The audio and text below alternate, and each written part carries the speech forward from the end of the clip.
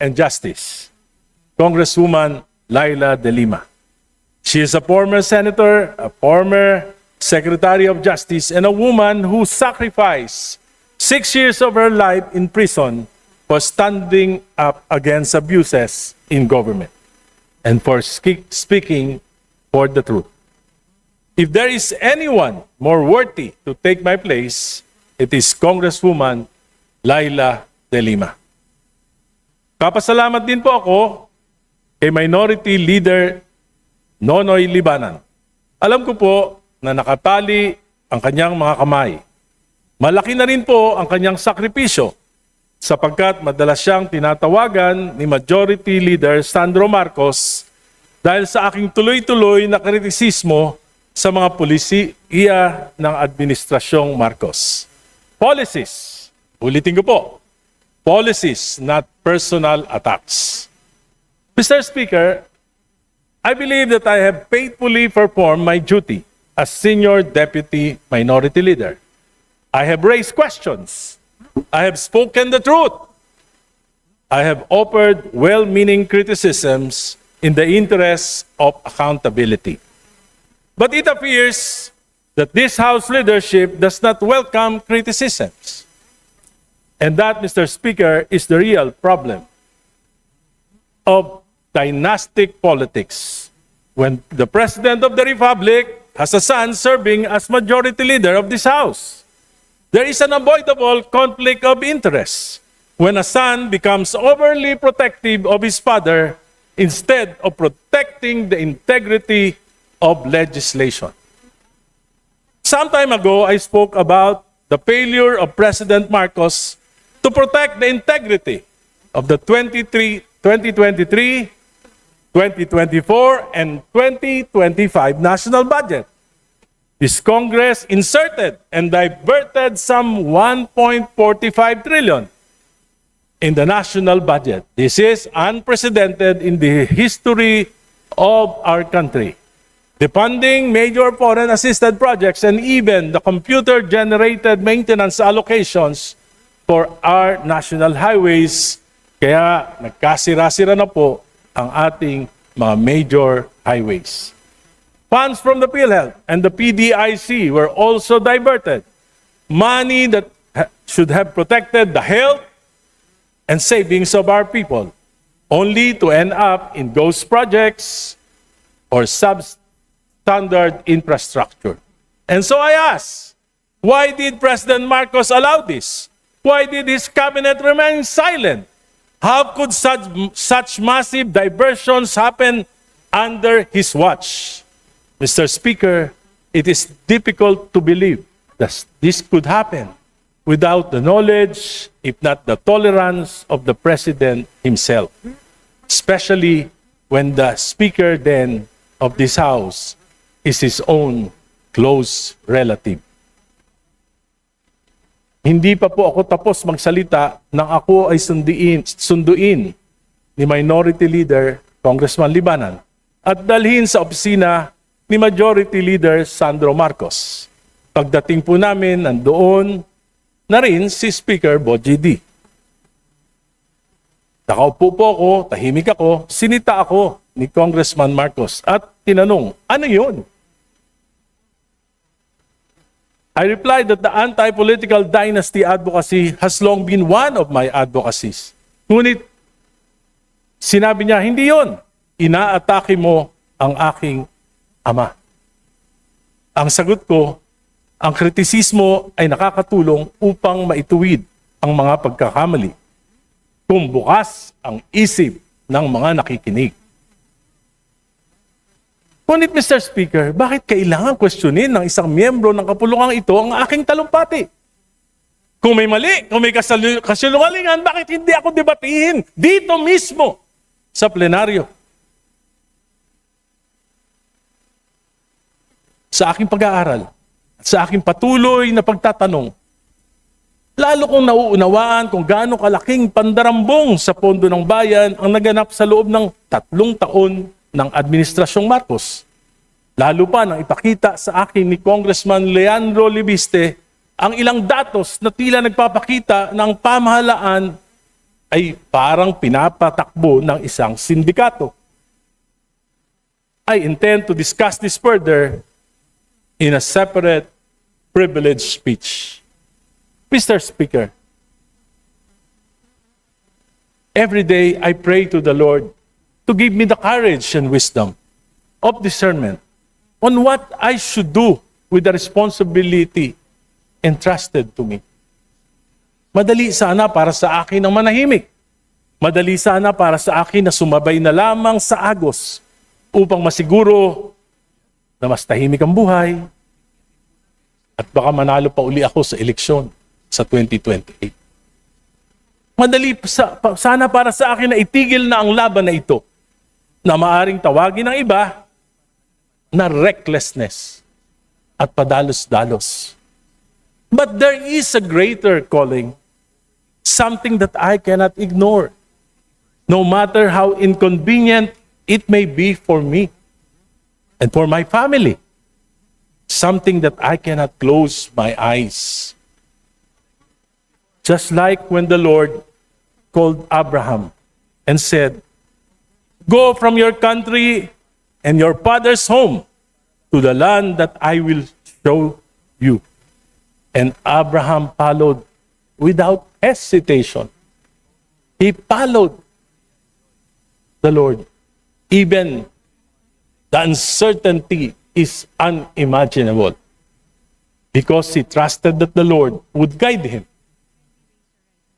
and that he was doing something for God and for his fellow men. For me, what I'm doing is a bit risky, but that would already be an honorable life to live despite all my weaknesses. 2 weeks ago, may isang gabinete ang kinausap ako. Sinabi sa akin, Guy, ang tingin ng Malacanang, Sara Duterte ka. Sabi ko po, nung panahon ng mga Duterte, ako po yung kauna-unahan na nagsalita laban sa war on drugs. Tinanggalan pa nga ako ang distrito ng aking pondo ng 1 taon. Pero sila, Presidente Marcos, they enabled Duterte. Si Speaker Romualdez, Majority Leader, he enabled the war on drugs. Yung mga kasama natin na nagpo-prosecute ngayon kay Duterte, they enabled war on drugs. Ako po, nakipaglaban. At hindi ko po nilalabanan ang dinastiya ng Marcos lamang. Dinalabanan ko rin ang dinastiya ng mga Duterte sapagkat alam ko na ang punot dulo ng korupsyon dito sa ating bansa ay ang pataba at ngayon mabubundat ng mga political dynasties. Sabi sa akin, Guy, yung mga salita mo nakakapagpalakas kay Sara Duterte. Sabi ko, mali yan. Secretary, ang nagpapalakas kay Duterte ay ang patuloy ng mga palpak na polisiya ng Administrasyong Marcos. Sinabi magpapakulong December 15, nagpakulong ba kahit isa? Sinabi ipapasa yung Independent Commission for Infrastructure na mag-iimbestiga. Pinasa ba? Binola lang kami. Sabi, magpapasa ng isang makatotohanang anti-political dynasty, ipa-priority, ano nangyari? Sa halip na anti-political dynasty ang pinasa ng Committee on Suffrage and Electoral Reforms, ito po ay pro-political dynasties, hindi lang magpapataba, magpapabundat pa sa mga dinastiya dito sa ating bansa. Today, I bow out as Senior Deputy Minority Leader of this House. But I am even more emboldened to be a stronger voice against what is wrong with our system. I may no longer have the position. I may no longer have the committee membership. But I still have the knowledge. I still have the experience. And I have still the voice and commitment to stand against what is unjust, what is corrupt, and what is abusive. I am no longer senior deputy minority leader, but I will be the equalizer in this House. Thank you, Madam Speaker. Thank you, my colleagues, until my next privilege speech. Thank you. Mr. Speaker, Majority Leader. maraming Speaker, salamat, Mr. I move to Speaker. recognize the Honorable Deputy Speaker Janet Garin. Deputy Is my Speaker Janet. distinguished Deputy Deputy colleague, Speaker Janet Dillon is now recognized. he is my distinguished colleague and a very good friend during the Aquino administration, willing to yield to some questions. Maraming salamat, Mr. Speaker. Maraming salamat din sa ating mga kasamahan. I decided to interpolate and ask a few questions to our distinguished colleague, Mr. Speaker, dahil medyo nalito ako nung ang pinag-usapan ay ang posisyon ng Senior Deputy Minority Leader, pero tila nalihis ang kanyang speech patungo sa pagpupuntirya na majority ang may kasalanan.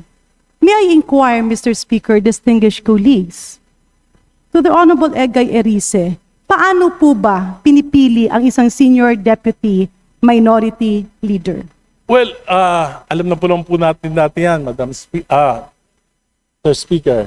Hindi pa lang naman ngayong administrasyon na ito, ng mga nakaraang administrasyon, hindi po tayo pumipili talaga ng minority leader kung walang blessing na leadership ng House.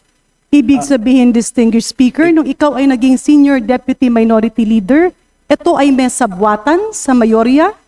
Ang ganito po ang nangyari nung ako po inirekomenda na Senior Deputy Minority Leader ni dating Senior Deputy Minority Leader Paul Dasa.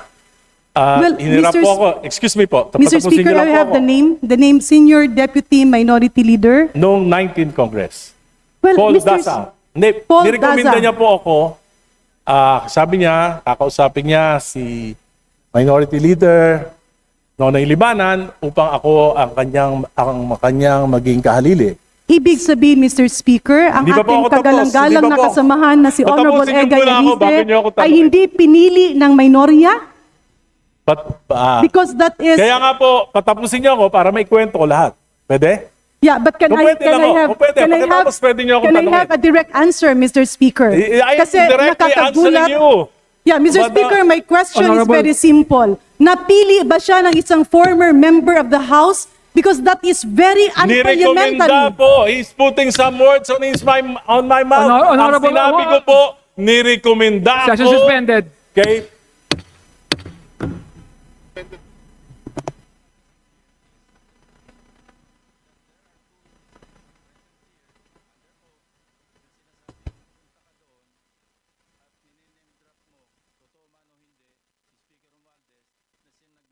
Session will now resume.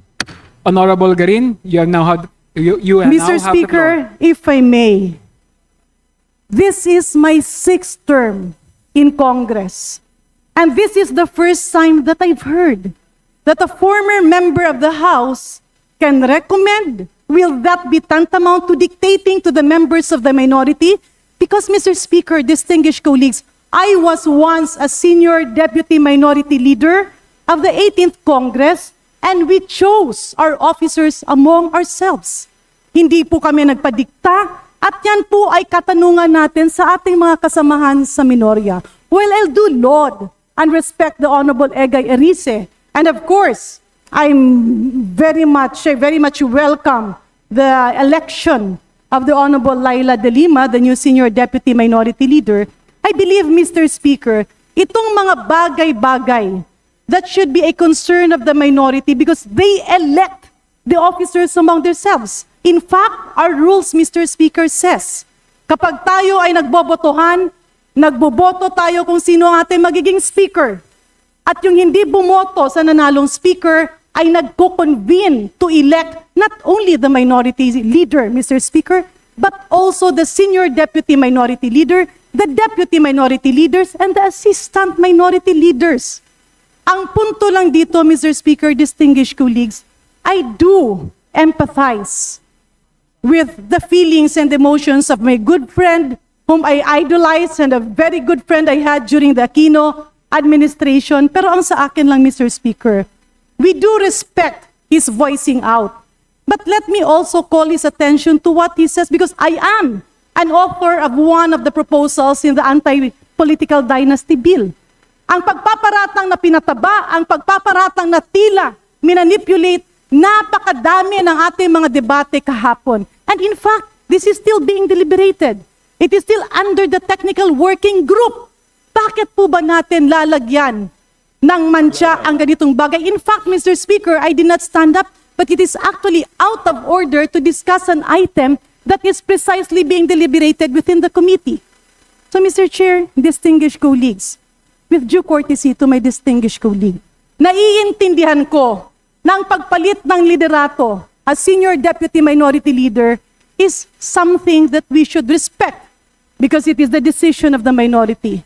But accusing the majority of meddling in their affairs, accusing the majority of meddling in their voting or whatever is something that I cannot accept. There will always be a proper forum to air that. Somebody could have objected to the election. We were not even party to that. But Mr. Speaker, distinguished colleagues, lahat tayo dito ay may karapatang tumayo. Lahat tayo ay may karapatang magsalita. Lahat tayo ay may karapatang ipaglaban ang ating pinaniniwalaan. But nobody has the monopoly of knowledge. Nobody has the monopoly that what he believes should be right. Dahil pwedeng ang paniniwala mo ay hindi paniniwala ng iyong mga kasamahan. Mr. Speaker, distinguished colleagues, let us respect the decision of the minority dahil hindi rin nila tayo pinapakialaman. But blaming the majority leader, the members of the majority, for what happened in their change in leadership is already unparliamentary and uncalled for. With that, Mr. Speaker, may I appeal to my good friend and our distinguished colleagues. We have tolerated and even heard all your stand on many issues. We have also conveyed and mentioned our stand on our side. Sometimes magkakasama tayo sa ibang issue, minsan hindi tayo nagsasama-sama. It's a matter of belief, idealism, and being the real voice of our people. So may I appeal to my distinguished good friend from the minority. Please spare us, the majority. Kung anuman ang nangyayari sa minorya, ay ating nirerespeto. But accusing the majority leader of holding the minority leader is something I believe the minority should stand up. Papayag ba ang minorya na sabihin, tila sunod-sunuran lang kayo? Which I actually contradict, Mr. Speaker. Papayag ba kayong sabihin, tila inipit dahil mga boses kayo? We have heard our distinguished colleagues here speak up on many matters. Ang sa akin lang, Mr. Speaker, let us put decorum in this House.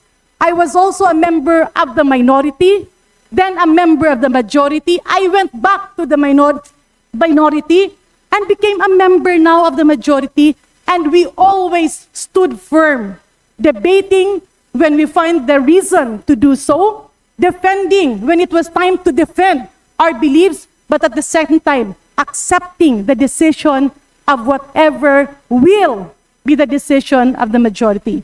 With that, Mr. Speaker, just to point out, the anti-political dynasty bill is being discussed.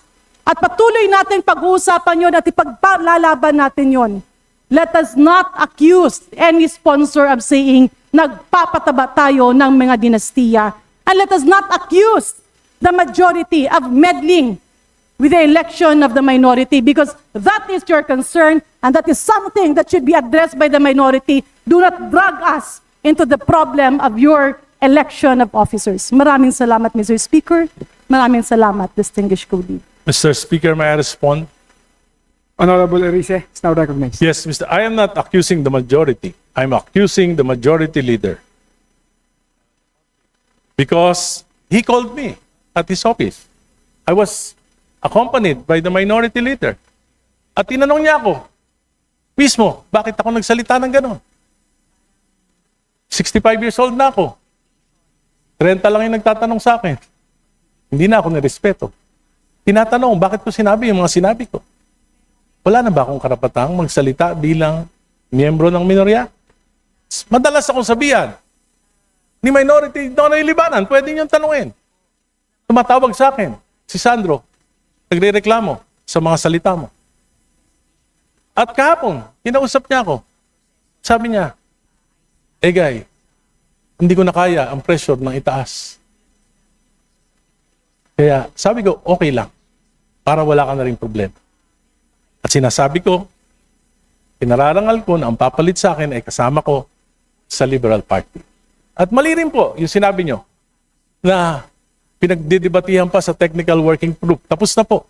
Approve na sa Committee on Suffrage and Electoral Reforms at ito ay dadali na po sa plenaryo for plenary debates. Kaya po, bakit ko po nasabing bundat? Simple lang po. Ang proposal po, isa sa national, isang governor, pwede. Kahit kung ilang distrito, bawat distrito, pwedeng isa, magkakamag-anak. City mayor, kung 7 sa isang seat, sa isang probinsya, pwede, 7 magkakamag-anak na mayor. Kung ilan ang munisipyo, kung 20 ang magkakamag-anak na mayor. Kung 100 ang barangay captain, 100 barangay captain na magkakaanak, pwede. Yan po ay travesty of the Constitution. And meron pong karapatan ang mga mamamayan na magalit sa ganitong uri ng proposal na inaprubahan na ng Committee on Suffrage and Electoral Reform. Salamat po. Yeah, thank you, Mr. Speaker. Thank you, distinguished colleague, for that response. Ang sa akin lang, Mr. Speaker, I was just in a call with the Honorable Chairman of the Committee on Suffrage, the Honorable Zia Adyong. Hindi pa po tapos at ini-refer pa lang sa Technical Working Group just to put it on record. And Mr. Speaker, distinguished colleague, my apologies, of course, to the Honorable Egay Arice that I had to stand up because as a member of the majority, and even if the majority leader is being directed to, wala pong kinalaman at hindi po parte ng mayorya ang affairs ng election ng officers of the minority. But with that, Mr. Speaker, let me just state for the record that in the several months that the Honorable Egay Erice has been a senior deputy minority leader, I laud him for his wisdom, I laud him for his stand, I laud him and salute him for some of the endeavors that we were together. However, on some opposing matters, I do stand up, pero ito lang po yung aking masasabi. I do hope that after this discussion, the minority will deal with their affairs independently from how the majority will also be dealing with their affairs. Maraming salamat, Mr. Speaker. And again, my salute to the Honorable Egay Arice for being a performing senior deputy minority leader for the past few months. And my congratulations to our former Secretary of Justice, the new senior deputy minority leader, the Honorable Laila de Lima. Maraming salamat, Mr. Speaker. Maraming salamat, distinguished colleagues. Majority Leader. Majority Leader. Mr. Speaker, Yeah, Mr. Majority Speaker, Leader. I move to recognize the Honorable Mr. Speaker, Mark Coleta for his interpellation. The Honorable Marcoleta is now recognized. Thank you, Mr. Speaker. May I be allowed for a few questions to the distinguished Honorable Egay Erice? Pwede ba yung ganito? Magka-about face ako. Nag-interpellate ako. Thank you. Anyway, may president na to. Dito si Kong Nonoy noon. Andun ako sa likod eh. But I was still allowed to interpellate him. Anyway, I can view him from the LED. Or you want me to switch podium, Mr. Speaker? Go ahead, Honorable Marcoleta.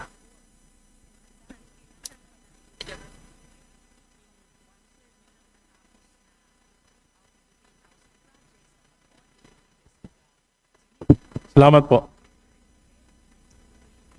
While I have nothing against the election of the new senior deputy minority leader Kong Laila de Lima, I just would like to know, Mr. Distinguished colleague, kung ano po ang ang role ng minority dito sa House? Hindi po ba tayo ay mga fiscalizers dito sa Kongreso, Ginoong Speaker, distinguished colleague? We should provide responsible check and balance. At pinapatunayan ko po sa inyo at sinusumpa ko sa inyo na sa aking ilang panahon sa minorya ay pinilit ko po na maging fair, ngunit maging totoo sa aking mga sinasabi. Batay na rin sa aking karanasan bilang panlima ko na pong termino dito sa Kongreso. And I've been serving the government for the last 50 years.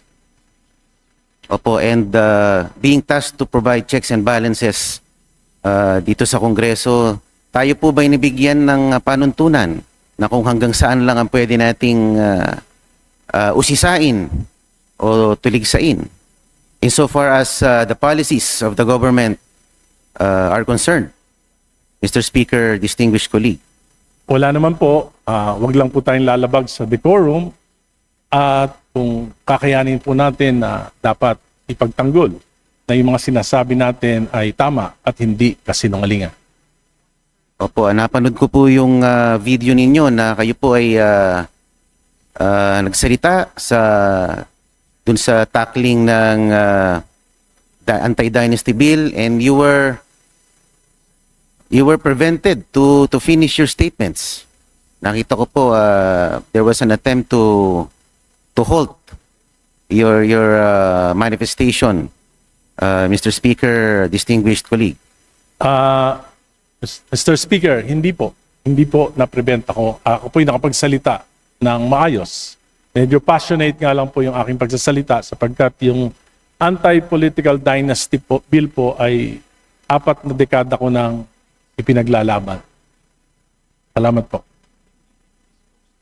Opo, at base sa inyong sinabi, imbis na maisulong ang anti-dynasty bill, parang naging an act institutionalizing political dynasties ang nangyari. Sa inyo pong pakiwari, ganun po ang nangyari. Yun po ang aking opinion.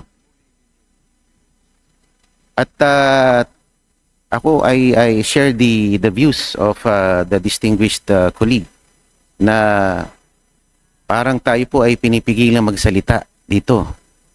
At yun din po ang karanasan ng aking ama nung siya po ay tinanggalan ng 5 memberships sa komite dahil siya po ay nagsalita. At ito ay laban sa kumpas ng House leadership nung panahon na yun. At tila nararamdaman ko rin pag ako po ay pinuputol pa nagsasalita dito sa plenaryo, maging sa mga komite. At I share the same sentiment being expressed by the honorable colleague. Tinatangka po na ako po ay pigilan, Mr. Speaker, pero hindi po ako nagpapapigil. Yun po ang masama sa akin. Salamat po.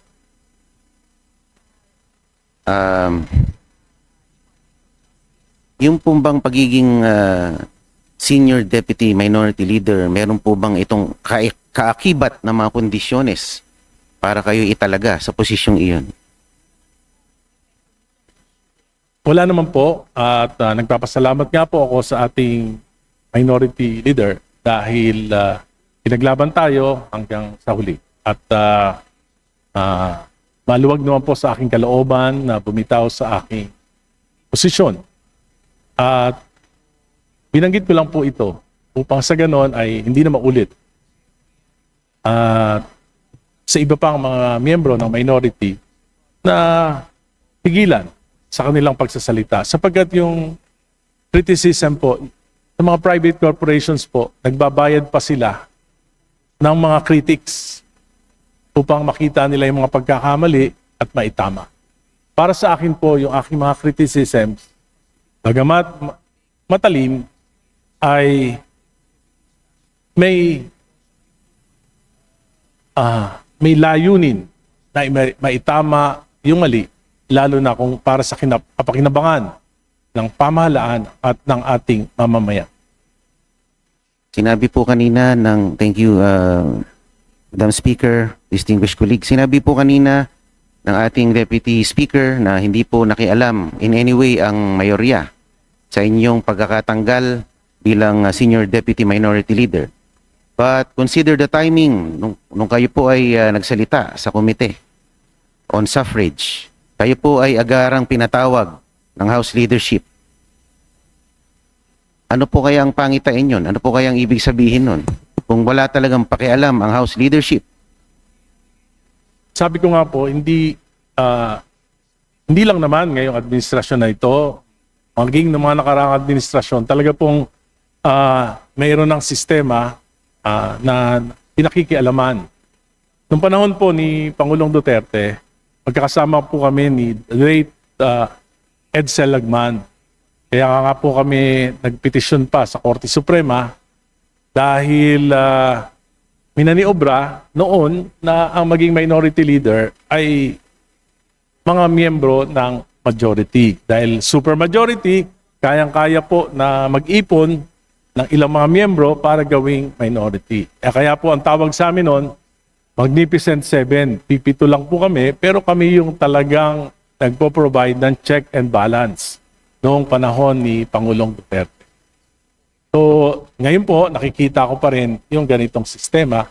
At sana po, sa pamagitan ng pagsasalita ko, ay mabigyan talaga ng dignidad ang mga minorya na talagang maipahayag yung kanilang mga damdamin at saloobin nang walang inaalala na matatanggalan ng mga posisyon, matatanggalan ng mga komite, matatanggalan ng mga benepisyo para po sa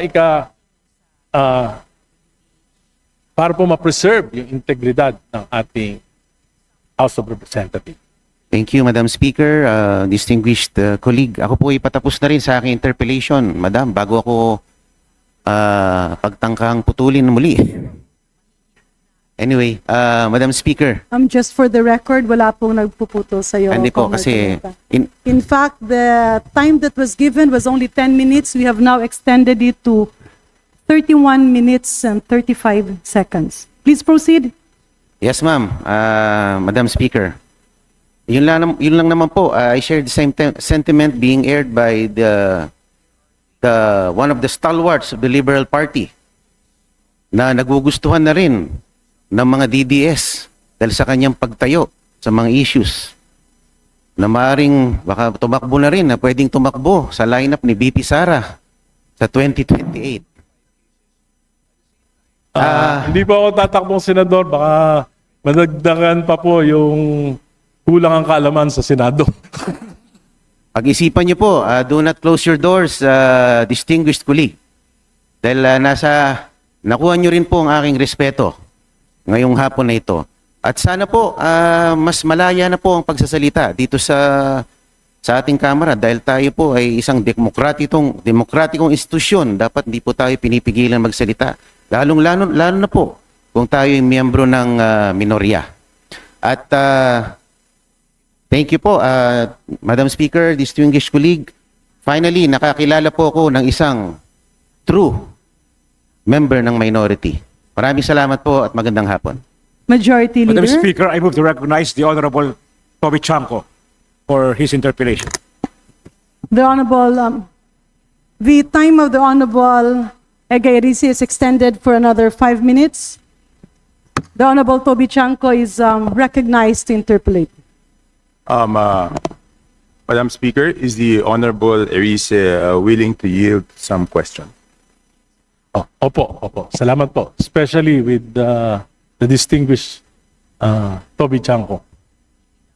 Yes, Madam Speaker, hindi ko po alam kung natatandaan pa ng ating colleague na si Congressman Erice yung mainit na mga debate namin noong 2013 hanggang 2016, hindi lamang po dito sa loob ng Kongreso, kung hindi pati sa mga TV programs, siguro wala nang mas mainit na debate kesa doon sa debate namin. Pero pagkatapos po ng debate, wala kaming personalan, nagkakamayan kami. Ito ay bilang isang respeto sa isang tao na kung hindi man kami nagkakasundo, at least alam ko na ang pinaglalaban niya ay tungkol sa prinsipyo, hindi dahil sa kung anumang bagay na siya ay sumisip-sip kung kanino, na siya ay binigyan ng kahit anong benepisyo. Kung hindi, kami nagtatalo dahil magkaiba lang kami ng pananaw. But those were very passionate debates. Natatandaan po ba ng ating colleague yung mga debating yun? Opo, natandaan ko po. Nasabi niyo pa nga yata nun yung medyo may kahawig akong unggoy eh. Wala na. Kaya lang, sabi ko naman sa inyo, at least yung kandidato niyong presidente, kahawig ko rin. Wala naman pong ganon. Pero kahit ano pong debate ang pinagdaanan po nating dalawa, dear colleague, nananatili yung mataas na respeto ko sa iyo dahil ang alam ko naman ay hindi lang tayo nagkakatugma ng prinsipyo, dear colleague. Yes, at the same way, the same feeling for you. Pero wala po akong sinabi na kahawig ng unggoy. Hindi po totoo. Anyway, ito pong pangyayaring ito, tama po ba yung dinig ko na tila may impluensya ang galing sa labas ang pagtanggal sa inyo bilang minority leader?